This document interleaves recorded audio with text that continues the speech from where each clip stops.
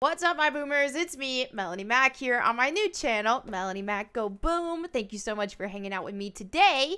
So, first and foremost, if you're wondering what's going on here with the Final Fantasy aesthetic, I rolled up one of my sleeves. I couldn't bring myself to roll up the other one because it has this rad American flag on it. So, my friend Jay, aka Drunk 3PO, he sent me this shirt, the Rebellion shirt. I believe he's selling these for a limited time, so if you want to check those out, go ahead and check him out on social media. Drunk 3PO. He's great. I was on his podcast like a little over a month ago. So, fun times. Anyway, let me go ahead and dive into today's topic, and that is the Red Sonja reboot movie and all that kind of stuff. So, let's observe. So, Solomon Kane's director, replacing the SJW clown show that was previously working on Red Sonja, is the best possible news, says Razor Fist here. I saw this on my timeline. I was like, okay, let me dive into this. So, okay, I'm going to go ahead and read a little bit of this article, and then we'll get into some of the comments there and see what people are thinking and stuff.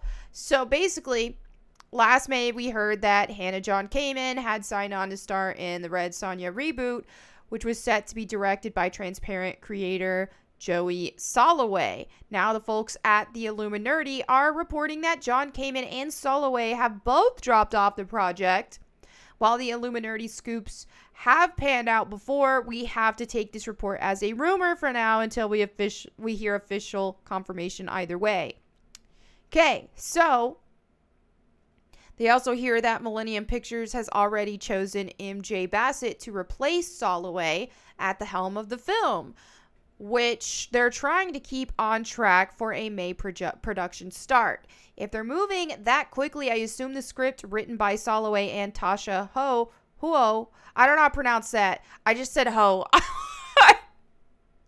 I have no idea. I'm sorry. Okay, anyway, is being kept intact, although Bassett has probably had additional input. Red Sonja is being produced by Jeffrey Greenstein, Mark Canton, Courtney Solomon, Krista Campbell, Lati Grobman, Andrea Sperling, Yariv Lerner, a lot of people. Okay. I will admit, I am not that good with pop culture, so I didn't even know who the other director was. I don't know who this new one is, all this stuff. I do know her from, I mean, I've seen of her from, like, the Resident Evil movie. I didn't watch the movie, but I remember them announcing her as Red Sonja. I think she's beautiful. I think if they were to give her red hair, I wouldn't have been opposed to it, but I do think ideally for a character like this, for how much we keep seeing redheaded women especially replaced all the time and kind of erased, because I mean, especially when you think about, if you want to talk about representation and stuff, natural gingers are pretty rare. And so yeah, it would be nice to see a natural redheaded woman like Karen Gillan, I think that's how you pronounce her name.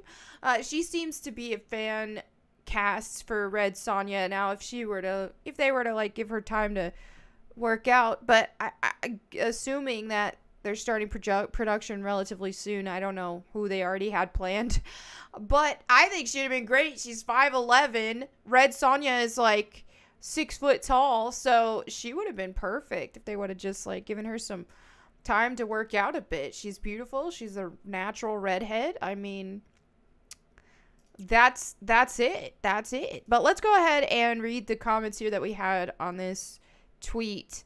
Someone liked them on Killjoys. Oh, her. So that was for the actress. Great TV series, but she should never be cast as Red Sonja, who is far north redheaded character. Stop recasting redheaded characters with people of color. Don't do it, period. Stick to the character lore, race, etc.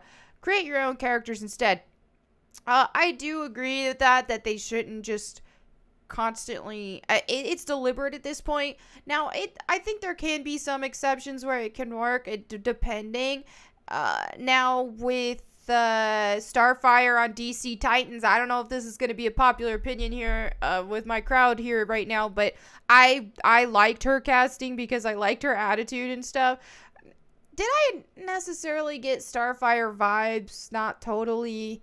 But Starfire was an alien, so I think in that kind of situation, as long as they give her the red hair, then it worked. But in this case, no, I wouldn't completely swap the race of the character. Yeah. But I do believe, isn't Hannah john-kamen mixed? So with the red hair, it could have worked possibly, but, you know. There we go. The genuine redhead here. She does look more like the character, so I do think that would be a more ideal casting. Whenever they try to actually cast a character that looks like the character that they're casting for, that's usually ideal, you know? Randy here says, we can only hope she won't be hampered by the producer who hired the SJW ideologies in the first place.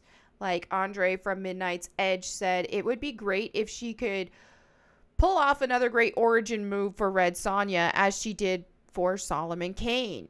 Solomon Kane is such an underrated film. James Purefoy was so good in it. I hope the Red Sonja film finds its feet, as I'd written it off until now. I grew a pair of wings, boss man, because this dub was sent from the heavens. Yeah, I think just for me, I think the critical things when you're casting Red Sonja is she needs to have that look. She obviously needs her red hair. She needs to be strong looking and feminine looking and beautiful and tall. That seems, I mean, that's why this is a great casting choice right here. But anyway, let me go ahead and read some of the comments from my recent videos. We have Rotoyo, who says, this was in regard to my last video about how they're trying to cancel that last anime girl for getting a tan. Irony to those who said they're going to end race problems but talk about skin color 24/7. And it's true. I, in the history of my life, have not heard so much talk about race until the past, 5 years or so. It's just, and that makes, back in my day, we were told to all look at each other as human beings, and that race shouldn't define how you view a person. And now here we are, just, they brought racism back, dude. I don't know, man. I don't know how they justify it. Seb says, hey Melanie, I just wanted to thank you for what you do. I found you on YouTube last week when I was at a very low point in my walk with the Lord, and honestly didn't know what to expect when I watched your video. But when you did the verse of the day and talked about your faith, it really encouraged me to get my life right with the Lord that night. That is, oh my gosh, that's just so sweet. I'm doing a lot better since then and just seeking God's guidance and grace to lead me through. I really enjoy your content as well and have subscribed and been binging your videos, lol. God bless you and keep standing strong. Thank you so much. It's made my day. It's made my day seeing this comment. God bless you. Desert Wolfskin says, hi Melanie, I was wondering if you'd ever consider doing a video or a series on some female characters you find to be just as interesting and excellent as classic Lara from character design, personality, and development. I think it'd be cool to hear your thoughts on them. Feel like we've been gaslit to think strong female characters are the new thing that the wokies are responsible for. Yeah, I feel you on that. I definitely would have fun doing something like that. So if y'all would like to see that, let me know in the comments. But I do have quite a few strong female characters from the days of before the wokies took over that I do really like, that I'd love to talk about. Dilo says, anyone recommend a good anime? I am a big Full Metal Alchemist Sword Art Online fan, so anything similar in that genre would be nice. If anyone wants to chime in the comments, feel free to do so, but I'm thinking just based off of these two, like Sword Art Online, I think if you like that, you'd probably like Darling in the Franxx. That is a little bit more romancy than Sword Art Online, I'd say, even though Sword Art Online is pretty romancy, but still, it's got like that action, but with some romance in it. I love Darling in the Franxx. I really liked Sword Art Online, but I only liked the first half of the first season. But yeah, Darling in the Franxx is great. It's a little cheesy sometimes, but it's great. And you like Full Metal Alchemist. I feel like you would like Dorohedoro then. I freaking love Dorohedoro. It's one of my faves. So that, off the top of my head, those two are what I would recommend. Mike says, if nothing else, you can always count on people to be offended. Ain't that the truth? Love these videos. I'm going back and watching some early ones on your, and your commentary is authentic and entertaining. You blend the spiritual and natural beautifully. Thank you so much, Mike. All right, we have Nihan, who says, leave it to people who probably don't know what the sun is to get upset over a tan. This made me laugh so hard. It's true. Go touch some grass, peeps. Did You Eat Dinner says, this whole race thing is very weird to me. We are all just humans. Our genetics are at most 1% different. Most people are less than that. It makes no sense. I 1000% agree. I just want people to all look at each other as people. And sometimes it's kind of fascinating to hear about where people come from, and if they have a unique or exotic appearance, that can be interesting, but it shouldn't it shouldn't be this huge thing that everybody focuses only on people's race all the time. Yeah, I think that's pretty racist, and that's where we are now, to where people choose whether or not to take your opinion serious on any subject imaginable purely based on your race. And it's like, or when it comes to, oh, you need to watch this movie because it has XYZ representation, and if you don't like it, you're racist. Or you can't enjoy a movie or a piece of entertainment unless a person of your race or heritage is represented. It's just getting to a point to where they want us to be like grouped into just a certain box. And then again, as I've talked so many times on this channel as well, is that if you don't follow their narrative, then they won't even let you claim the race that you are, or the mix that you are, like in my case. And it's just, yeah, they're racist, dude. The Wokies are the most racist people I've ever freaking seen.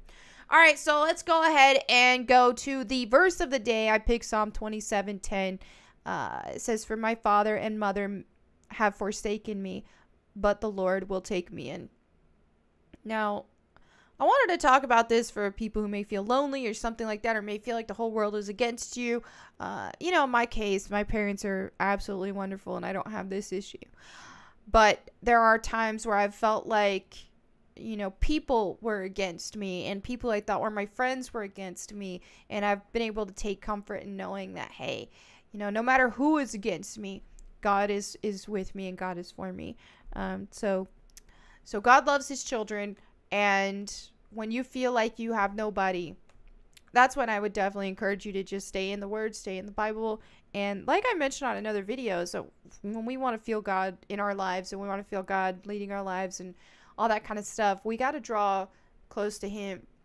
We can't expect God to do 100% of that work. It's like with any type of relationship. You gotta put in that effort too.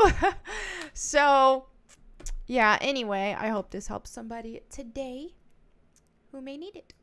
But there's today's video. Thank you all so much for watching. I am about to film some GIFs for the G Fuel competition thing that I'm in.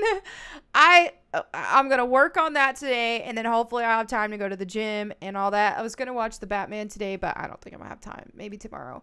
But anyway, thank you all so much for watching. I hope you have a wonderful day. I'll see you tomorrow. And in the meantime, go boom.